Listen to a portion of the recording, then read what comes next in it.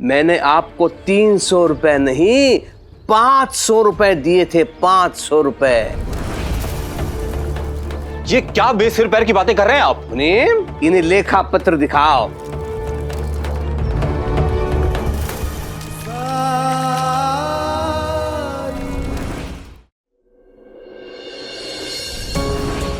इसे ऐसे ही तड़पने दो। हाँ, हम तुम्हारी मदद नहीं करेंगे। हाँ,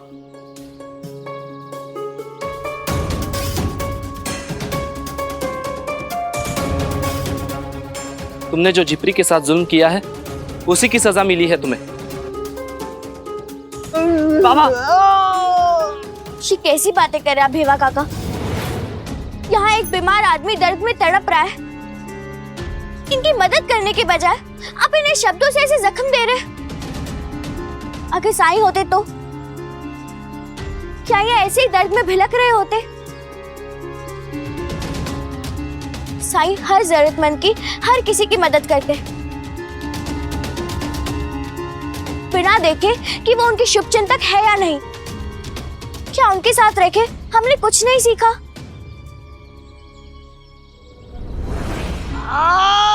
बाबा।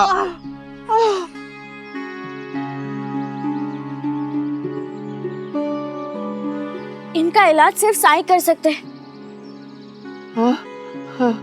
आप इन्हें साईं के पास ले चलिए, क्योंकि रूह हो या शरीर, साईं से बड़ा वैद्य कोई नहीं। मुझे किसी के भी पास ले चलो, लेकिन ले चलो, मुझसे अब ये दर्द सहा नहीं जा रहा। मेरी मदद कीजिए इन्हें साईं के पास ले जाने में।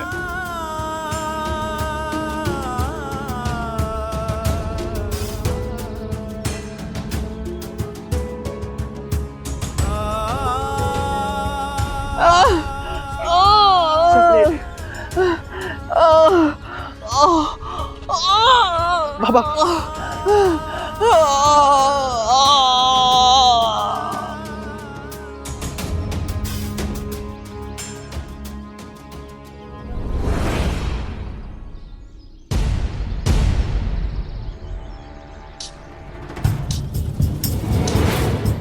बंता जी, सरकार इतना शांति से कैसे बैठे हैं, ये जानते हुए भी कि अप्पा पाटिल ने 300 रुपए जुटा लिए हैं। बंता जी, ठहरे हुए पानी की गहराई को मापना हर किसी के वश की बात नहीं। सरकार चुप है तो चुप रहने में ही हमारी भलाई है। अगर मार खाने का मन हो तो पूछिए आप।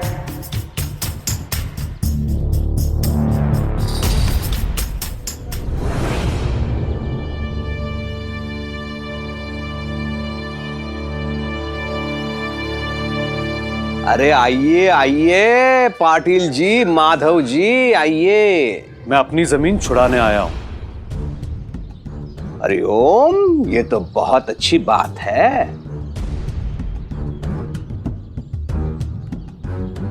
ये रहे आपके पैसे। हाँ, अगर आपकी अनुमति हो तो क्या मैं इन्हें गिन के ले सकता हूं? जरूर सरकार, मुझे कोई आपत्ति नहीं है। इतनी अच्छी बात है। मुनीम, पैसे गिन के लो। जी सरकार।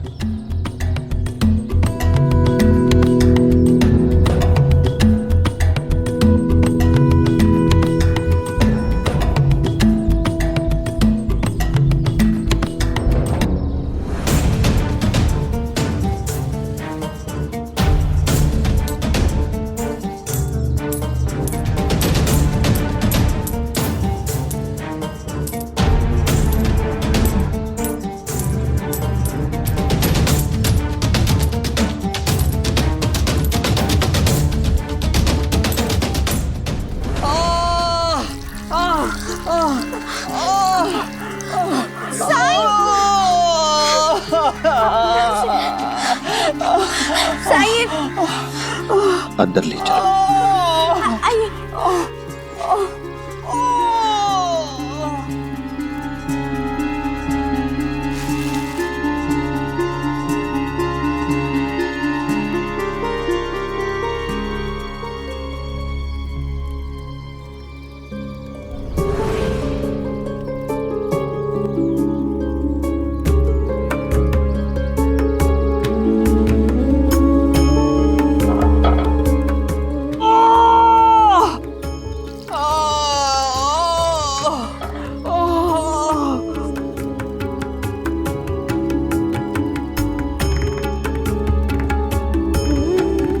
हिम्मत रखिए आप, बस थोड़ी देर की बात है। जैसे ही आप साई की विभूति पिएंगे आपका दर्द पक्का कम हो जाएगा। द्वारकामाई से कोई खाली हाथ नहीं जाता।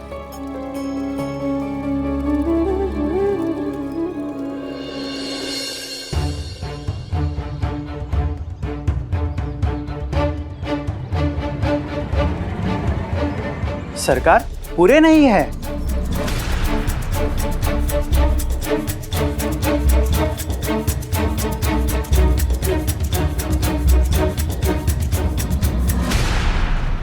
क्या?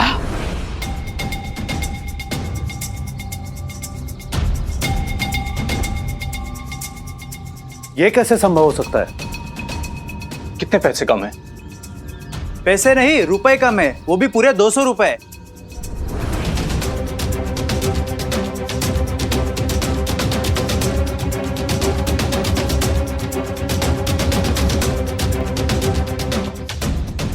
₹200? हरिओम हरिओम। हाँ, पोटली में सिर्फ 300 रुपए ही है।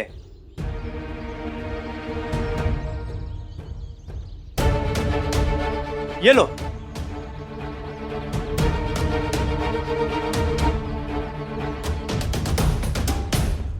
पर मैंने तो आपसे 300 रुपए उधार लिए थे। पाटिल जी, मैं आपकी भूमिहीन होने की पीड़ा को समझ सकता हूं। आघात पहुंचा है आपको, लेकिन प्रतीत होता है आपकी स्मरण शक्ति धीरे धीरे कम होती जा रही है। याद कीजिए, मैंने आपको 300 रुपए नहीं 500 रुपए दिए थे। 500 रुपए।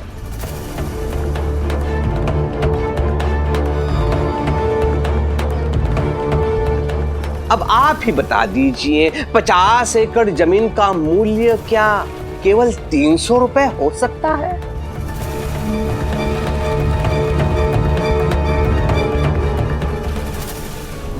बताइए बताइए। झूठ बोल रहे हैं आप। आपने मुझे 300 रुपए ही दिए थे, वो भी पूरे गांव वालों के सामने, चावड़ी में।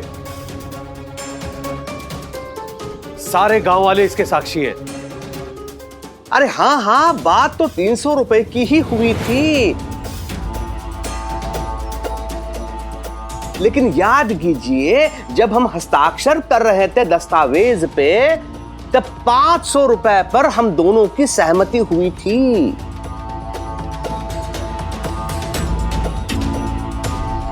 और अप्पा जी, लेखा पत्र पर जितने रुपए लिखे हैं उतने रुपए आपको मुझे लौटाने होंगे। ना 1 रुपया कम, ना 1 रुपया ज्यादा, सीधा हिसाब। ये क्या बेसिर पैर की बातें कर रहे हैं आप? मुनीम, इन्हें लेखा पत्र दिखाओ, तब इन्हें विश्वास होगा। जी सरकार, अभी बताता हूं। देखो,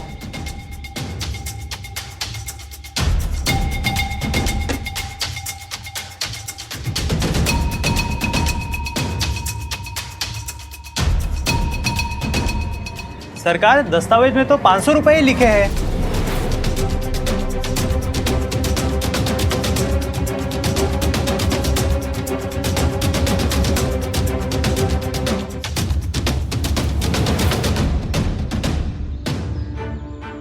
अगर ऐसा है तो मैं दावे के साथ कह सकता हूं कि आपने दस्तावेज के साथ छेड़छाड़ की है।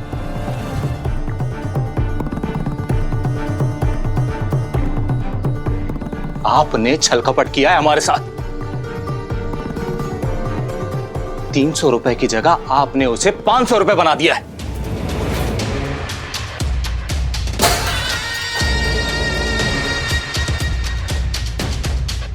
अपनी मर्यादा में रहो माताओं, मर्यादा में रहो।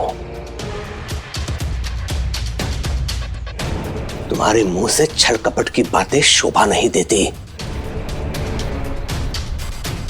तुम पर दया दिखा के तुम्हें काम दिया मेरे यहां, और आज तो मेरे सामने मेरे विरोध में खड़ा है, मुझ पर कीचड़ उछाल रहा है। तो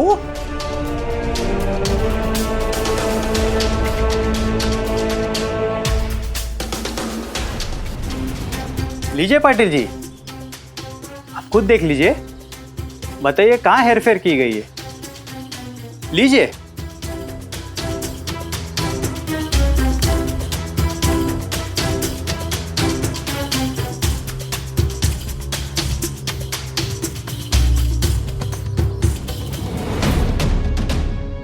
ये तो 500 रुपया ही लिखा है इस पर।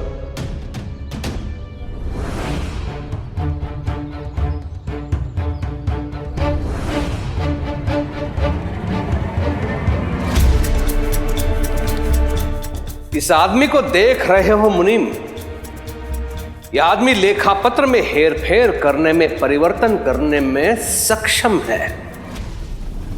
अक्षरों को ऐसे बदल देगा चतुराई से कि किसी के पकड़ में नहीं आएगा कभी। लो,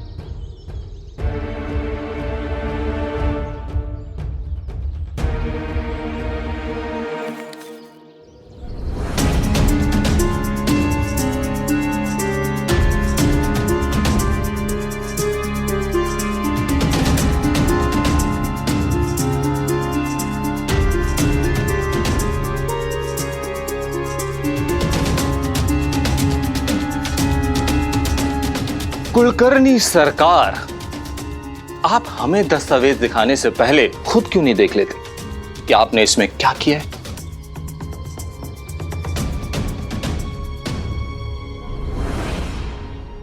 देखिए,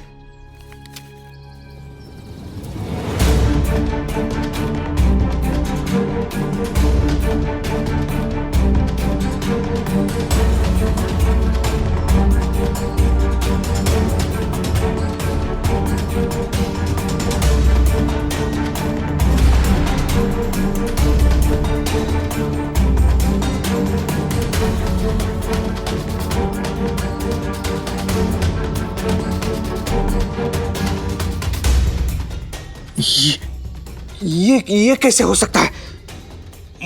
मात्र 5 रुपए?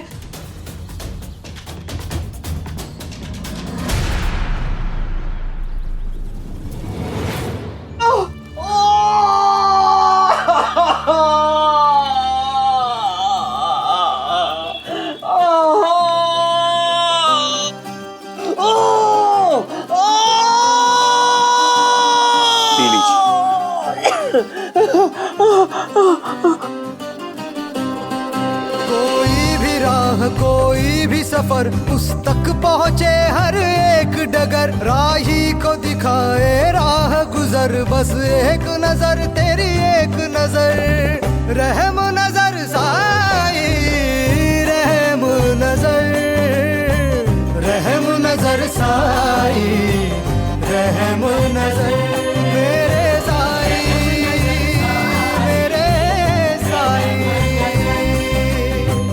रहम नजर साई, रहम नजर, रहम नजर साई, रहम नजर मेरे साई, मेरे साई।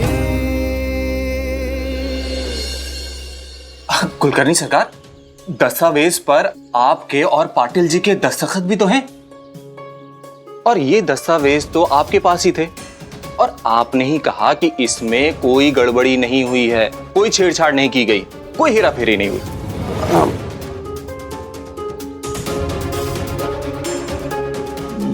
लेकिन मैंने आपको 300 रुपए दिए थे।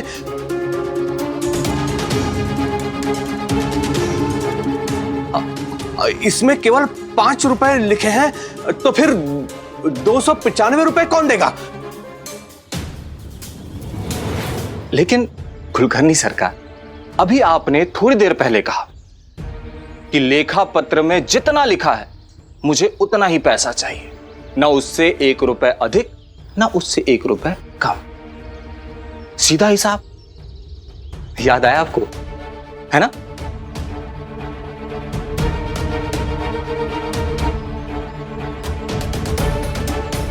इसलिए सरकार, हम तो कागज की बात ही मानेंगे।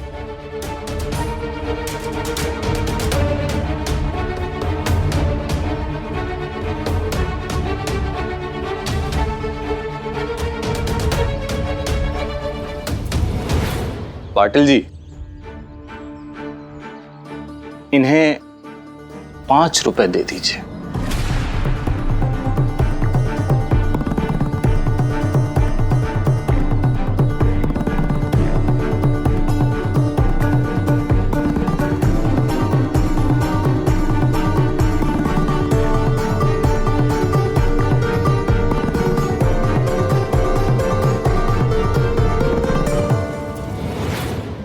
इस कागजात में क्या लिखा है क्या नहीं, किसे क्या याद है किसे क्या नहीं, ये सब तो मैं नहीं जानता।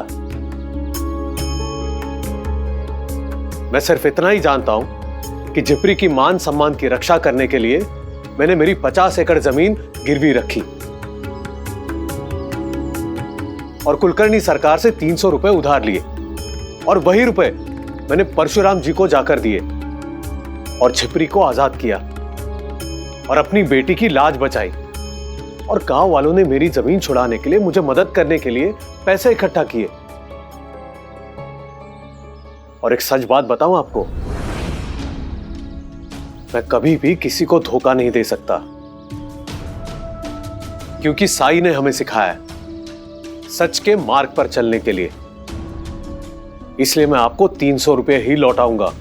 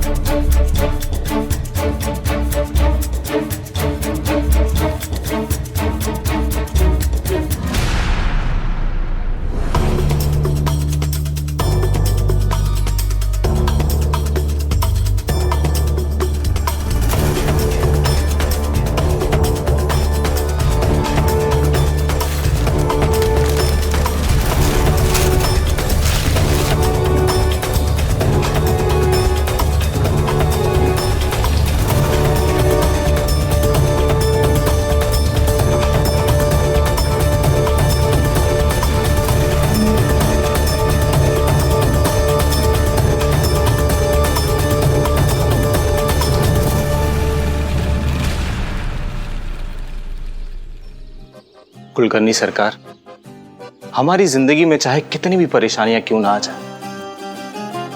हमारे मन में विश्वास का दिया कहीं ना कहीं चलता ही रहता है कि हमें कुछ नहीं होगा, क्योंकि उस दिए की जो रोशनी है उसका नाम है साईं।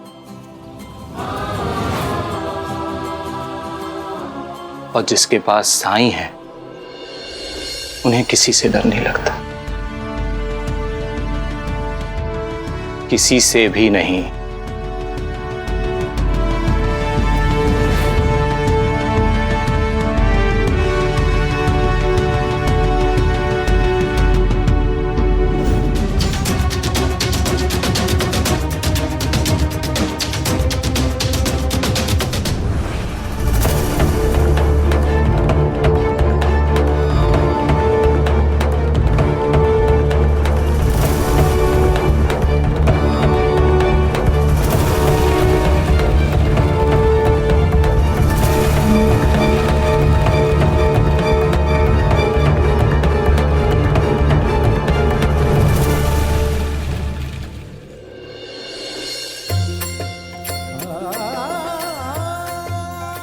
मेरा दर्द दूर हो गया, मेरा दर्द दूर हो गया, मेरा दर्द दूर हो गया। हाँ, साईं, मेरा दर्द दूर हो गया।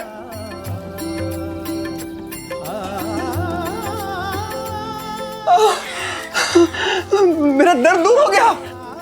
मैंने कहा था ना आपसे, द्वारका माई से कोई खाली हाथ नहीं जाता।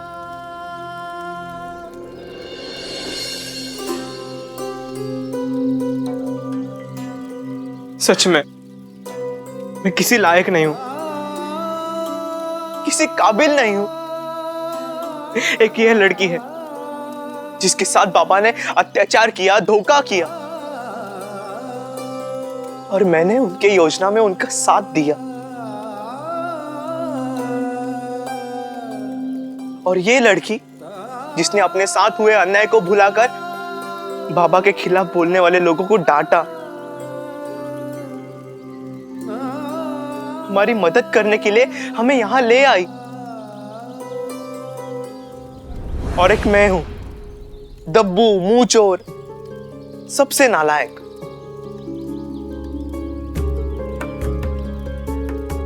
कभी मैं मुंह खोल नहीं पाया। मैं इनके घर चुप रहा जब ये लोग मुझे दूल्हा समझ रहे थे।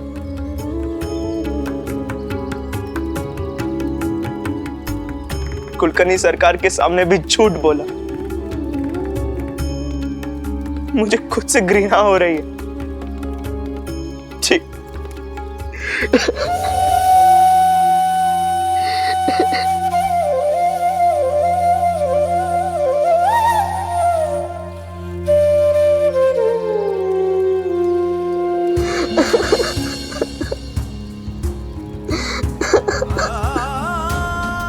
उम्र में मैं तुमसे 3 गुना बड़ा हूं। मैं सोचता था कि जिंदगी में मैंने बहुत कुछ देखा है, पर सच तो यह है कि तुम्हारे जैसा व्यक्तित्व मैंने पहली बार देखा है, जो उस व्यक्ति को माफ कर सकती है जिसने उसके साथ अन्याय किया हो, उससे शादी करने की साजिश रची हो, अपनी उम्र छुपाने के लिए अपने बेटे को मोहरा बनाकर तुम्हारे घर भेजा था। मैंने बहुत बड़ा धोखा किया है तुम्हारे साथ। शादी के मंडप में भी बदतमीजी की मैंने तुमसे, और तो और उसमें नाकाम रहा तो मैंने तुम्हें गुलाम बनाने की धमकी दी, अपमानित किया तुम्हें। इतना बड़ा दिल कैसे हो सकता है तुम्हारा? मुझे दर्द से बिलखता देखकर तुमने और लोगों की तरह मुंह फेरने के बजाय मुझे यहां ले आई, मेरी मदद की, मेरी सेवा की, मुझे सांत्वना दी, ऐसे जैसे कि मैं तुम्हारा गुनहगार नहीं बल्कि तुम्हारे परिवार का एक सदस्य हूं। और मेरा दर्द ठीक हुआ तो तुम सच में दिल से खुश हो गई। केवल 17 साल के हो तुम, ये सब कैसे कर सकती हो तुम? साई ने सिखाया है। हमें हमेशा दूसरों की मदद करनी चाहिए, स्थिति से ऊपर उठकर सोचे, मानवतावादी दृष्टिकोण अपनाएं।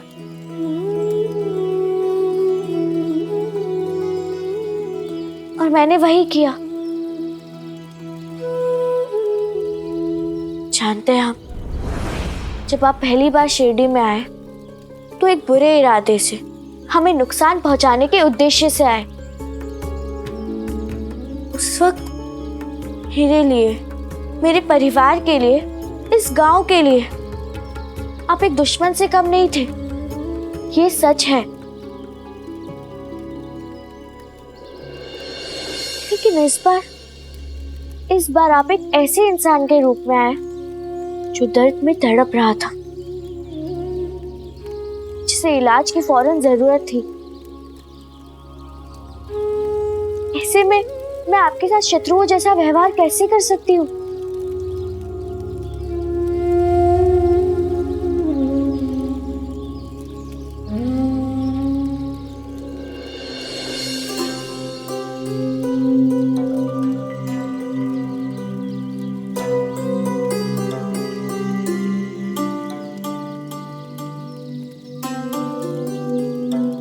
जिसने आजीवन किसी भी बात के लिए किसी से माफी नहीं मांगी हो, वो कैसे जान सकता है कि माफी कैसे मांगी जाती है? मैं तो ये भी नहीं जानता कि मैंने जो गलत किया है वो कैसे सही किया जा सकता है। बस इतना जरूर जानता हूं कि मेरे अंदर कोई अच्छाई नहीं है। आप सभी अच्छे हो, आप में अच्छाई है।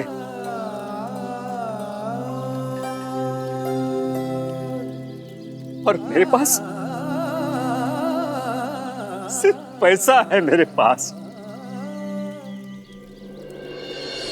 मैं जानता हूं कि पाटिल जी को झिपरी की मान सम्मान की रक्षा के लिए उनकी सारी जमीन गिरवी रखनी पड़ी। और मैं ये भी जानता हूं कि आप सभी गांव वालों ने वो जमीन छुड़ाने के लिए चंदा जमा करके पैसा इकट्ठा कर लिया। अगर आपको लगता है कि मेरे पैसों का कोई मूल्य है या मैं उस योग्य हूं, तो मैं आपकी पाई पाई लौटाना चाहता हूं।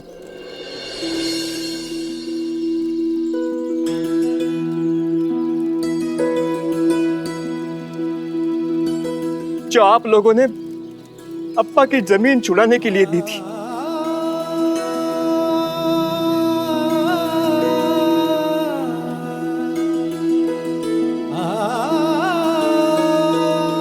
क्या आप मेरे वो पैसे लेंगे?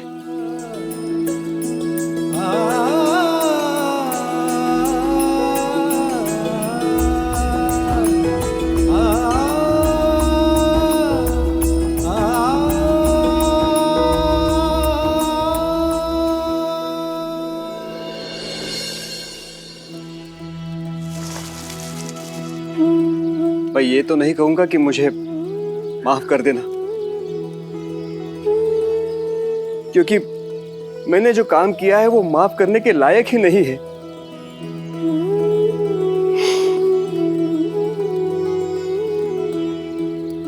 ये दाग मुझे हमेशा याद दिलाते रहेंगे कि मैंने बहुत बड़ी गलती की है जिंदगी में। उसी की सजा है ये।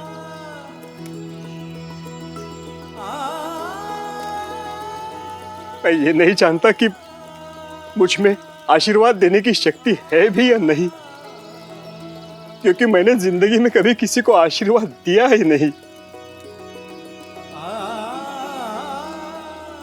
कभी किसी के लिए मेरे अंदर से, मेरे हृदय से अच्छी भावना, अच्छे शब्द निकले ही नहीं आज तक।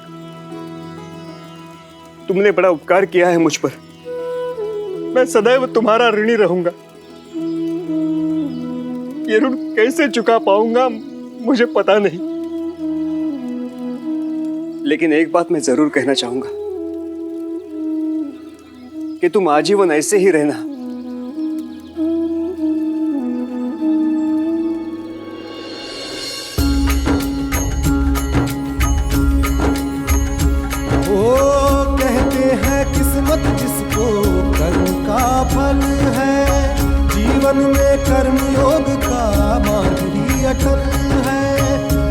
सोच है हाथ में तेरे, एक यही पल है, अच्छे कर्म किए जाए तो जीवन सफल है। ओम साई ओम साई ओम साई ओम साई ओम साई ओम साई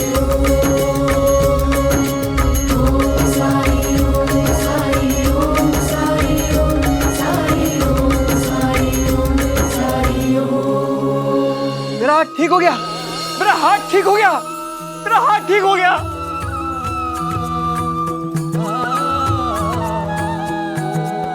चमत्कार हो गया साईं, चमत्कार हो गया।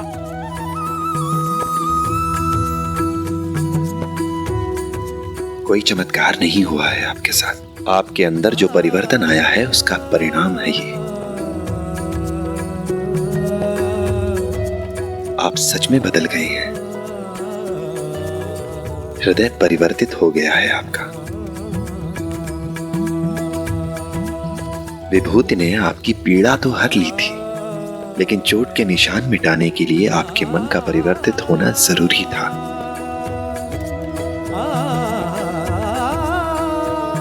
आपका मन निर्मल होना जरूरी था, क्योंकि हमारा व्यक्तित्व हमारे चरित्र की परछाई होता है। हम जैसे अंदर से होते हैं वैसे ही बाहर से दिखाई देते हैं। जैसे ही आपने अपने हृदय में परिवर्तन किया, अपने विचारों में परिवर्तन किया, जैसे ही अपने अंदर सकारात्मक ऊर्जा का संचार किया, आपने अपनी अच्छाई को प्रकट किया हमारी लक्ष्मी के लिए, उसी क्षण आप बदल गए। आप में परिवर्तन आ गया, आप अच्छे हो गए और घाव के निशान मिट गए। और ढूंढी तुम।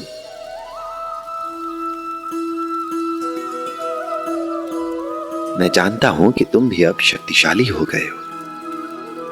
अपने डर, अपने दब्बूपन पर काबू पा लिया है तुमने। और उम्मीद करता हूं अगली बार अगर कहीं अत्याचार होता देखोगे, अन्याय होता देखोगे, तो मौन नहीं रहोगे, बल्कि आवाज उठाओगे। जी साईं।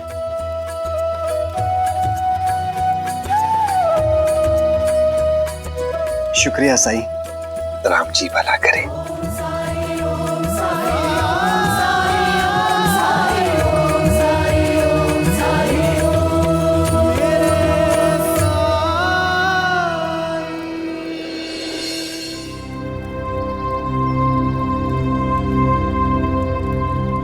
साईं,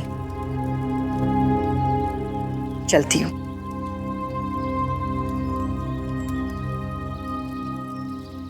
शांता आत्या, आज बहुत शुभ दिन है। सबके साथ कुछ ना कुछ अच्छा ही हो रहा है। हम आपको द्वारका माई से दुखी कैसे जाने दे सकते हैं? मतलब तुम दोनों ने मुझे माफ कर दिया? हाँ शांता अक्का, हम लोग तो आपको कब का माफ कर चुके हैं। और हाँ, ये भी स्वीकार करते हैं कि हम आप पे भरोसा नहीं कर पा रहे थे,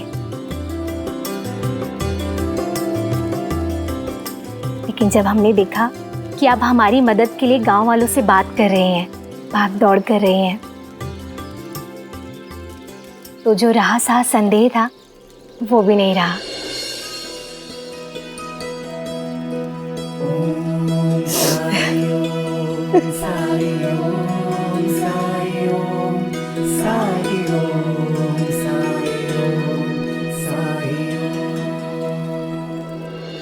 प्रहलाद, तुम्हारी मां का व्यवहार सच में बदल चुका है, इसलिए तुम्हें भी पुरानी बातों को भुलाकर अब अपनी मां के साथ रहना चाहिए। इससे तुम्हारी पत्नी को भी आई का प्यार मिलेगा और तुम्हारी आने वाली संतान को भी आजी की ममता मिल पाएगी। तुम सबको अब साथ में ही रहना चाहिए। सब कहेंगे कि तुम्हारी मां जैसी मददगार औरत और कोई दूसरी नहीं है।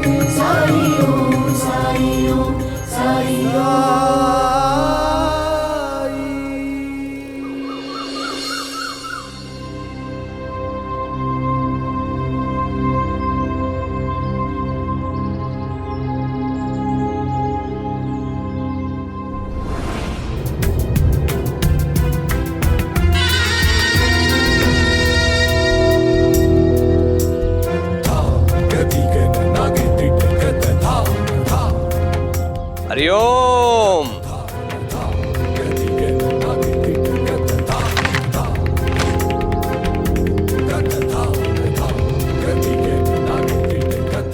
हरिओम परशुराम जी, आप यहाँ कैसे? आपके लिए मैंने बढ़िया सा लेप तैयार करके रखा है। ए, जाओ लेके आओ। जी सरकार। रुकिए, मेरी चिंता के लिए बहुत बहुत शुक्रिया सरकार, लेकिन मुझे अब लेप की कोई जरूरत नहीं है। को जरूरत नहीं है, लेकिन आपके हाथ के घाव को तो है। लेप नहीं लगाएंगे तो हाथ ठीक कैसे होगा? वो तो ठीक हो गया सरकार, देखिए।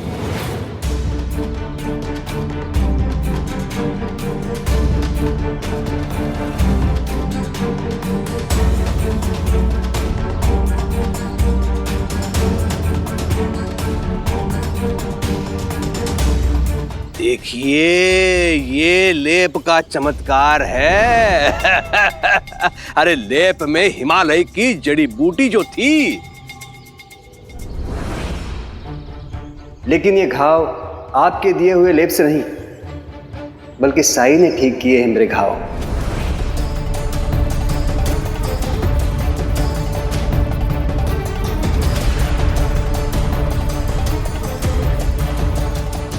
क्या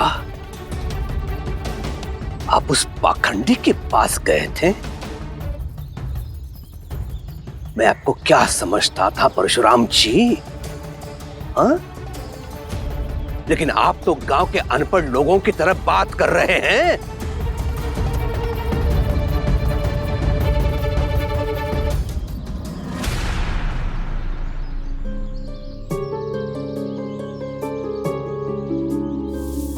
पीछे देखिए।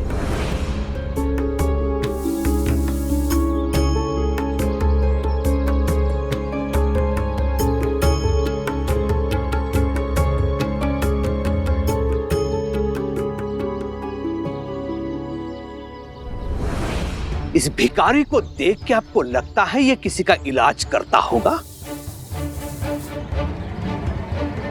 लेकिन यही इसकी खासियत है, यही इसका स्वभाव है। मैं लोगों को औषधि देके उनको ठीक करता हूं और ये अंत में जाकर बताता है कि मेरे चमत्कार की वजह से आप लोग ठीक हो गए हो।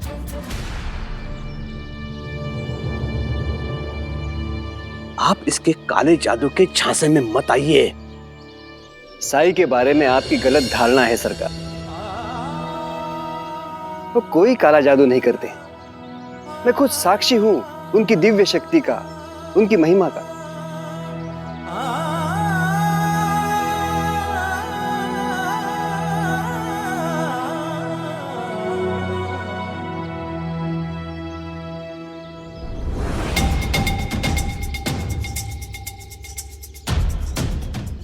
उन्होंने मुझ पर बड़ा उपकार किया है। मैं आजीवन उनका आभारी रहूंगा, ऋणी रहूंगा। प्रतीत होता है उस साई से मिलकर आपके दिमाग का संतुलन थोड़ा बिगड़ गया है परशुराम जी। ये मत भूलिए, छिपरी और साई के षड्यंत्र से ही आपका हाथ जला था। सच तो यह है कि उनसे मिलने के बाद ही मेरी अक्ल ठिकाने आ गई। साजिश तो मैंने की थी। रही बात इस हाथ के घाव की, तो उस घाव के लिए मुझे उनका शुक्रगुजार होना चाहिए। तभी तो मेरी भेंट साईं से हुई। उनसे मिलने के बाद मुझे तो लगता है कि मुझे और पहले उनसे मिलना चाहिए था, क्योंकि जीवन भर जो मैंने गलतियां की है वो करने से तो बच जाता। मेरे विचार में आपको भी साईं के शरण में चले जाना चाहिए। बस बस परशुराम जी, अपना उपदेश अपने पास रखिए।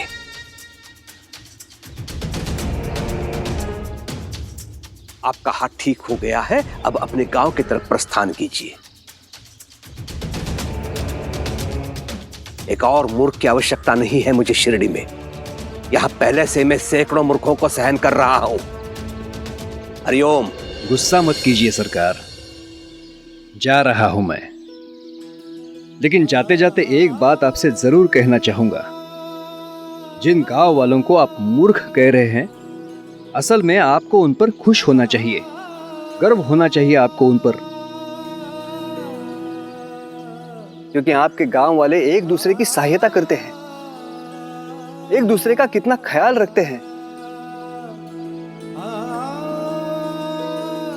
और मैंने तो सुना है कि कैसे माधव और शांता ने मिलकर अप्पा पाटिल की जमीन छुड़ाने के लिए गांव वालों से मदद मांगी, और गांव वालों ने की भी। और आप तो जानते ही हैं मैंने झिपरी के साथ कितना बुरा बर्ताव किया, लेकिन फिर भी मुझे दर्द से तड़पता बिलखता देखकर उसने मेरी मदद की और मुझे द्वारकामाई ले गए।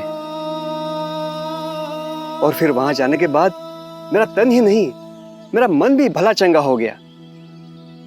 इसलिए मेरी सलाह मानिए, आपको उनके खिलाफ नहीं बल्कि उनके साथ होना चाहिए, नहीं तो हमेशा आपको मुंह की खानी पड़ेगी।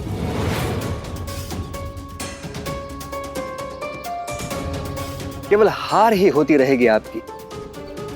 अगर आप साईं के शरण में चले जाएंगे तो आपको जीवन में कोई डर, कोई भय नहीं रहेगा। वो आपको आपके सच के समीप ले आएंगे, आपका जीवन सुधार देंगे वो। चलता हूं, धन्यवाद।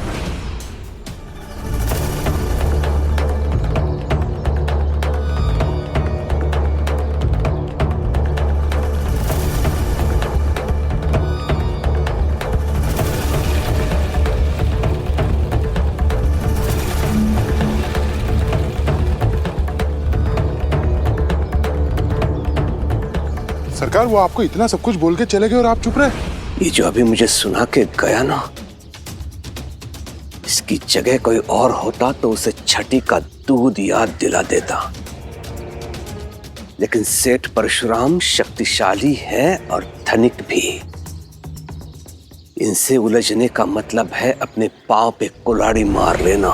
परशुराम जी शक्तिशाली है, अमीर है, लेकिन बाकी लोग तो नहीं है ना सरकार। माधव को ही ले लीजिए, कैसे उसने उस दिन आपके साथ बदतमीजी से बात की थी। एक वही था जो पाटिल की जमीन बचाने के लिए घर घर जाकर पैसे मांगे थे। ऐसा लगता है कि माधव आपकी योजना को असफल करने के लिए आया है। कुलकर्णी सरकार, आप हमें दस्तावेज दिखाने से पहले खुद क्यों नहीं देख लेते कि आपने इसमें क्या किया है?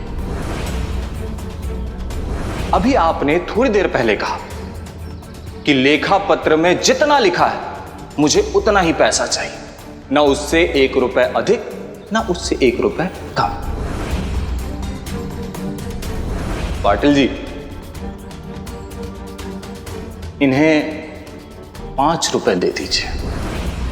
क्या सरकार, फिर हार गए ना?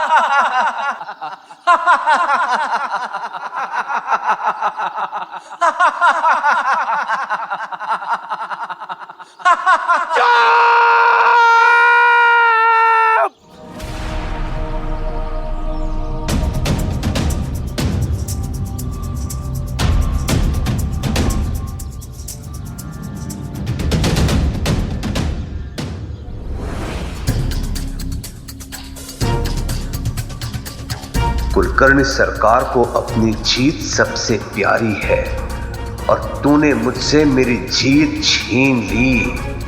अब तो देख माधव, मैं तुझसे वो चीज छीनूंगा जो तुझे सबसे प्यारी होगी। हरिओम। बच्चों, आज हम पढ़ेंगे कि संज्ञा किसे कहते हैं।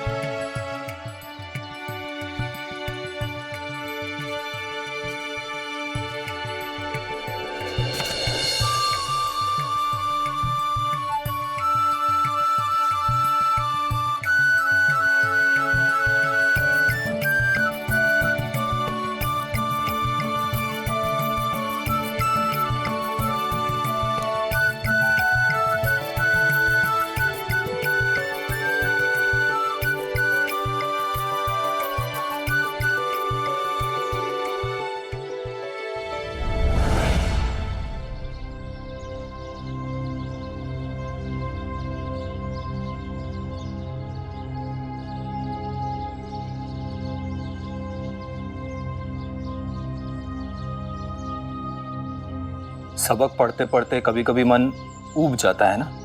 दोबारा ऐसा कभी नहीं करूंगी अध्यापक जी।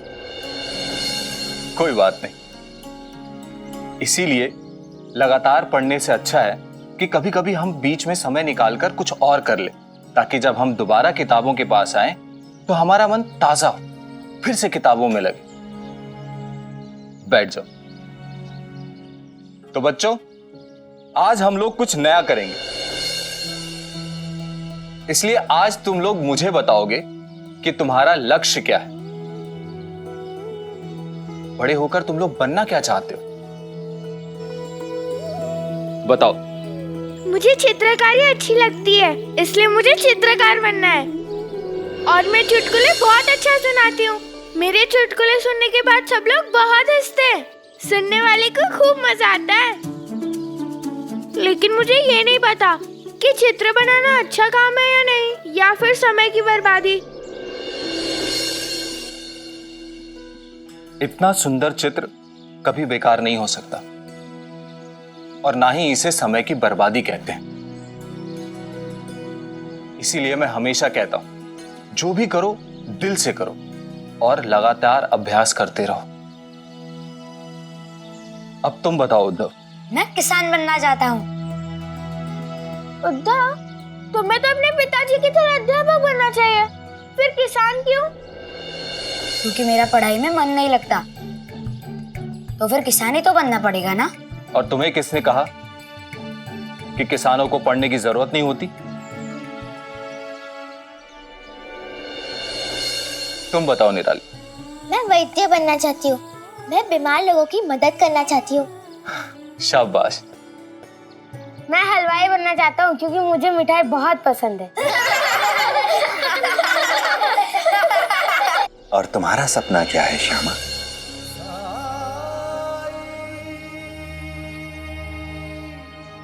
साईं, अध्यापक जी तो बड़े, उन्हें जो बनना था वो बन गए। हमारे अध्यापक, अब उनके सपने पूरे हो गए, है ना अध्यापक जी? क्या ऐसी बात है?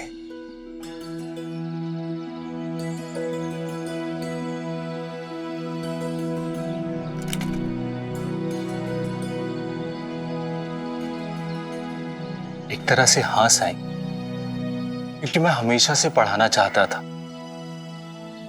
और मैं शिक्षक बना भी। पर एक सपना पूरा होते ही दूसरा सपना उसकी जगह ले लेता है। यही मानवीय प्रवृत्ति है। जो इंसान के पास होता है उससे वो कभी संतुष्ट नहीं होता है श्यामा। अब आपसे क्या छुपा है साईं। अब जब मैं शिक्षक बन गया हूं तो मेरे सपने और भी बड़े हो गए हैं। मैं उन गरीब बच्चों को मुफ्त में पढ़ाना चाहता हूं जो किताबें या पढ़ने लिखने की वस्तु खरीद नहीं सकते क्योंकि उनके पास पैसे नहीं होते, जिनका सपना पढ़ना है पर वो पढ़ नहीं सकते क्योंकि उनके पास पैसे नहीं। मैं उनका सपना पूरा करना चाहता हूं और उनका सपना पूरा करके अपने सपने पूरा करना चाहता हूं। हाँ, मैं जानता हूं कि इसके लिए बहुत सारे पैसे लगेंगे। शायद मेरा ये सपना इस जन्म में पूरा ना हो सके क्योंकि मेरी आमदनी इस पाठशाला पे निर्भर है और मैं तो बमुश्किल उतना कमा पाता हूं जितने मेरे परिवार का पेट भर सके। तुम्हारा ख्वाब नेक है श्यामा, और तुम्हारे इस सपने को पूरा करने के लिए उस मालिक ने जरूर कुछ ना कुछ सोच रखा होगा। पर एक बात ध्यान रखना, अध्यापक बने रहने के लिए खुद को छात्र बनाए रखना बहुत जरूरी है। मैं समझा नहीं साईं। समय सबका बदलता है श्यामा। जब हमारे साथ अच्छा होता है तो हम खुश हो जाते हैं, पर जब बुरा होता है तो हम परेशान हो जाते हैं, शिकायत करने लगते हैं। जबकि हमें अच्छे वक्त में खुश नहीं होना चाहिए और बुरे वक्त में परेशान भी नहीं होना चाहिए। सच तो ये है कि अच्छी या बुरी परिस्थिति से हमें सीखने की जरूरत होती है, और सीखने के लिए अपनी आंखें और अपने कान खुले रखने चाहिए।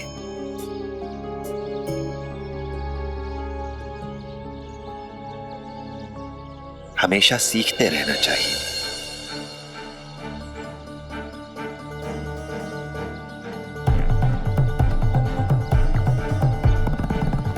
साईं का इशारा किस ओर है?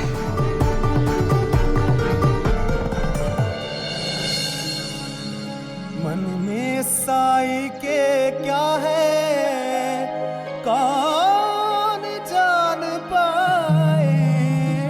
ओम साई ओम साई ओम साई ओम साई ओम साई ओम साई ओम। जो तेरे साथ हुआ है उससे तेरा आत्मविश्वास और भी बढ़ा है, और भी सशक्त हुई है तू। जैसे सोना आग में तप के और भी ज्यादा निखर जाता है। साईं, ये बड़ी बड़ी बातें तो मैं नहीं जानती। मैं बस इतना जानती हूँ कि जो कुछ भी हुआ वो मेरे साथ ही क्यों हुआ। क्या मैंने कोई पाप किया है? आखिर इसकी जरूरत क्या थी? साईं, अब तुम ये मत कहना कि हर एक इंसान को परीक्षा देनी पड़ती है, उसे ऐसे हालत से गुजरना पड़ता है। अब तुम ही बताओ, इस तरह मंडप में शादी टूट जाना ऐसे सबके साथ होता है क्या? नहीं ना, तो फिर मेरे साथ ही क्यों? सही कह रही है तू, सबके साथ ऐसा नहीं होता, पर तेरे साथ हुआ है। जानती है क्यों? क्योंकि तू सबके जैसी नहीं है, खास है, विशेष है तू। भगवान हमें कष्ट देता जरूर है, लेकिन वो हमें उतना ही दुख देता है जिनकी परीक्षा देकर हम आगे बढ़ सके और बेहतर हो सके। हम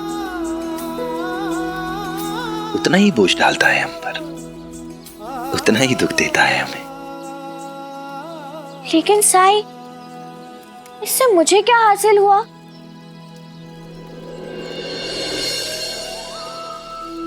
अप्पा जी और बायजा मां का अमिट प्रेम मिला तुझे।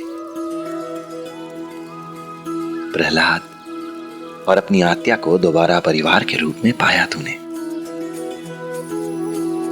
न केवल परशुराम जी और ढोंडी, बल्कि उनके साथ जुड़े और लोगों के जीवन को भी बेहतर बनाने में एक महत्वपूर्ण भूमिका अदा की है तूने। अब तो खुद ही सोच, केवल तेरे कष्ट सह लेने से कितने लोगों का जीवन बेहतर हुआ है। हाँ साईं, तुम सही कह रहे हो। हम भी कितने मूर्ख होते हैं ना, इतनी बड़ी बात लेकिन हम देख ही नहीं पाते। ये सुनने के बाद कि मेरे वजह से कितने लोगों की जिंदगी बदली और बदलेगी, मेरे मन में कोई दुख नहीं, कोई प्रश्न नहीं। शाबाश। साई, जा। जाती हूँ।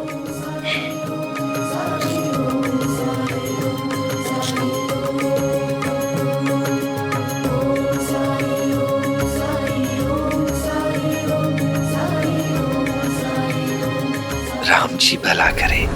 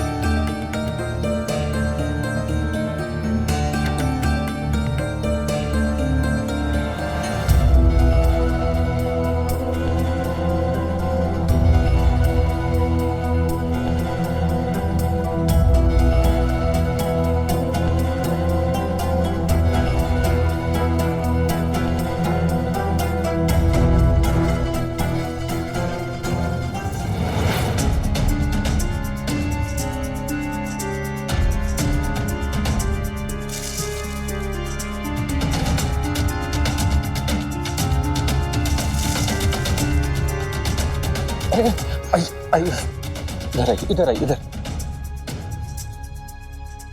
परी, पानी लेकर आओ।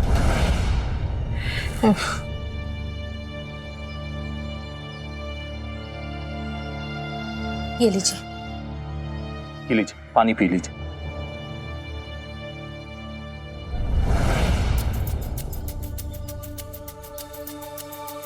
अपनी पोटली नीचे रख के पानी पी लीजिए ना। पोटली से मुझे कुछ परेशानी नहीं।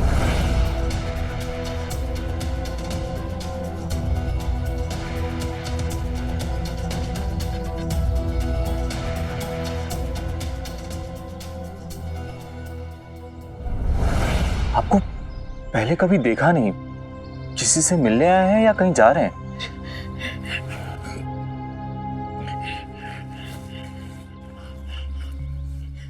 साई, साई से मिलने आया हूँ।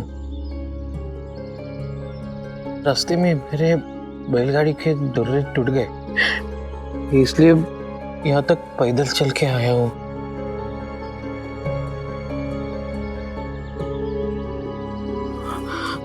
कितनी दूर है यहाँ से द्वारका माई? वो तो बिल्कुल सामने ही है। चलिए, मैं आपको साईं के पास लेके चलता हूँ। बच्चों, तुम लोग पढ़ाई करो, मैं अभी आता हूँ। चलिए, आइए, ध्यान से, समझ कर आइए। साफ साफ कहो कि तुम करना क्या चाहते हो। कोई दूसरा व्यापार। व्यापार करने की क्या जरूरत है तात्या? अच्छे खासे खेत है हमारे, और अब तो सरकार से जमीन भी छूट गई है। आजी, मुसीबत बताकर नहीं आती है ना, और हमें अपनी आय बढ़ाने के लिए दूसरे विकल्पों पर भी ध्यान देने की जरूरत है। मान लीजिए कि हमारे पास खेती के अलावा कोई और व्यवसाय भी होता, तो हमें कुलकर्णी सरकार के आगे विवश होना पड़ता।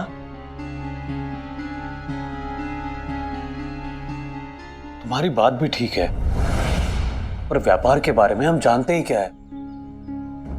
पर हम तो ठहरे किसान, यही हमारा पुश्तैनी पेशा है, व्यवसाय है।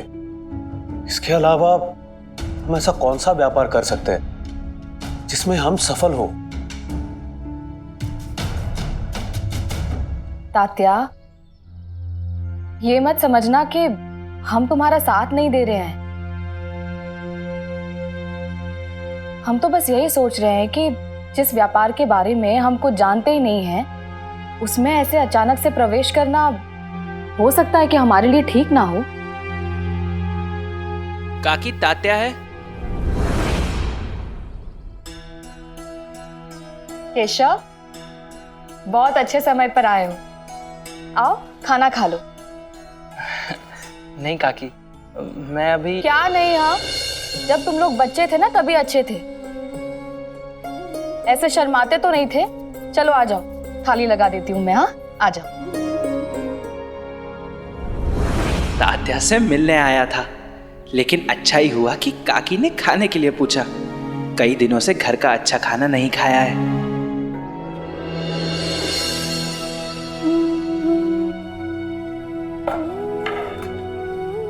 लो, शुरू करो।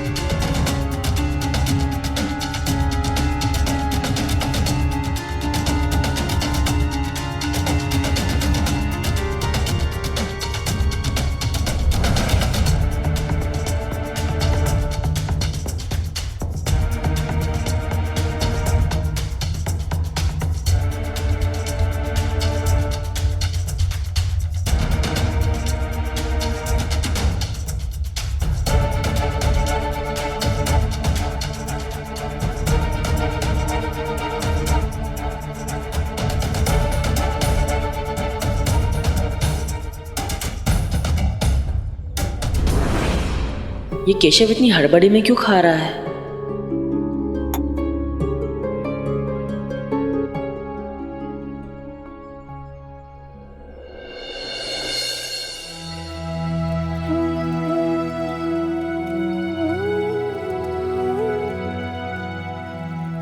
साईं, ये आपसे मिलना चाहते हैं।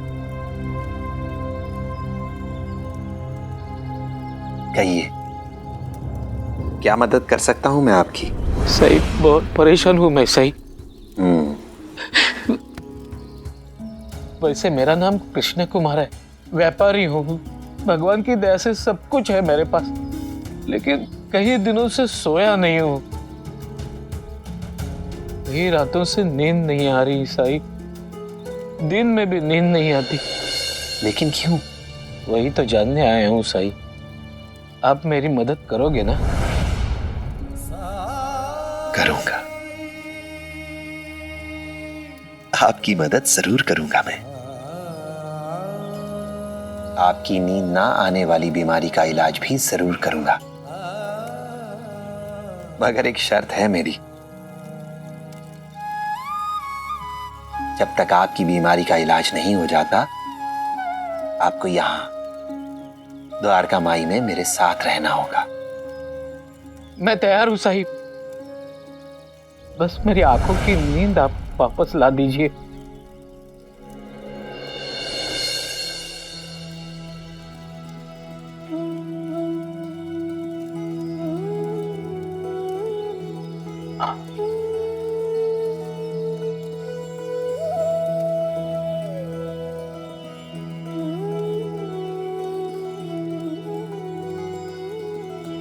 तो आइए मेरे साथ।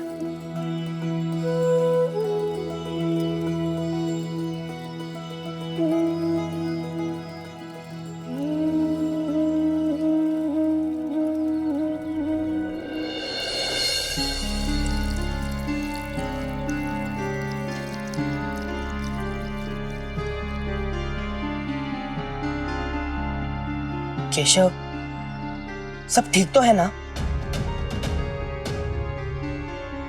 देखो हम दोस्त हैं। तुम्हारे मन में कुछ भी बात है तो तुम बेझिझक बता सकते हो। तात्या, छिपरी को गुलाम बनाने की साजिश में पिताजी भी दोषी थे, और जब मैंने झिपरी की मदद करनी चाहिए तो पिताजी मुझसे ही उखड़ गए। केशव, चोरी तो मैंने कल रात की थी जब आप सो रहे थे। चोरी तो चोरी, ऊपर से सीना चोरी। आपसे ही सीखा है पिताजी। उसके विचार में मैंने जो पैसे कमाए हैं वो गोरख धंधे से कमाए हैं, परिश्रम से नहीं। और वैसे भी आज घर में काली दाल बनी है। काले धंधे की काली दाल इसके गले से नहीं उतरेगी। मैं भी देखना चाहता हूं केशव, मामा के परिश्रम की आय पे कितने दिन तक टिका रहता है तू।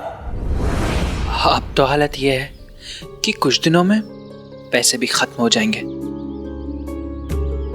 तुम चिंता मत करो केशव, जब तक तुम्हारी उनसे सुलह नहीं हो जाती तुम हमारे घर खा सकते हो। तुम समझे नहीं तात्या, मैं कब तक दूसरों के कंधों पर निर्भर रहूंगा? मुझे अपने पैरों पर खड़ा होना पड़ेगा, नहीं तो पिताजी के ये ताने रुकने नहीं वाले। ईमानदारी से कहूं तो जब हमसे हमारी जमीन छीन ली गई थी तब से मैं भी यही सोच रहा हूँ। परिवार चलाने के लिए आय का एकमात्र साधन, एकमात्र जरिया हमेशा जोखिम भरा होता है।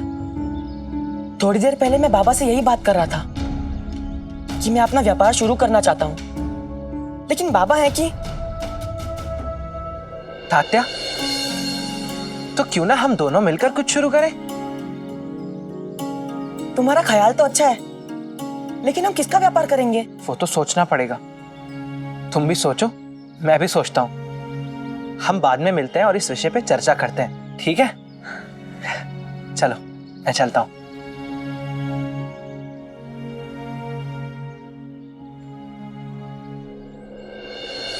आइए आइए आइए आइए आइए आइए। ये है शिरडी का एकमात्र विद्यालय और ये है शिरडी के एकमात्र अध्यापक जी।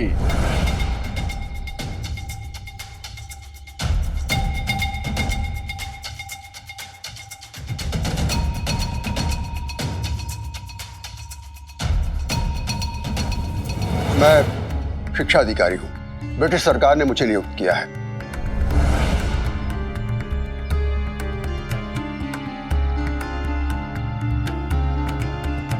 ब्रिटिश सरकार आने वाली पीढ़ी की शिक्षा को लेकर बहुत ही गंभीर है। इसीलिए सरकार ने विद्यालय चलाने के लिए कुछ नियम, कुछ कायदे बनाए हैं, कुछ मानदंड निर्धारित किए हैं जिनका पालन करना सभी के लिए अनिवार्य है। और मैं उन्हीं मानदंडों की जांच के लिए यहां पर आया हूं।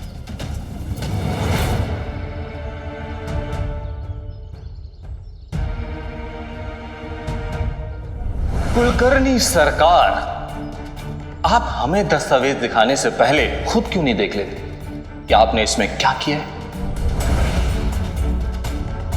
अभी आपने थोड़ी देर पहले कहा कि लेखा पत्र में जितना लिखा है मुझे उतना ही पैसा चाहिए, ना उससे 1 रुपए अधिक ना उससे 1 रुपए कम। बहुत बोल रहा था ना तू माधव, अब दे जवाब मेरी चाल का।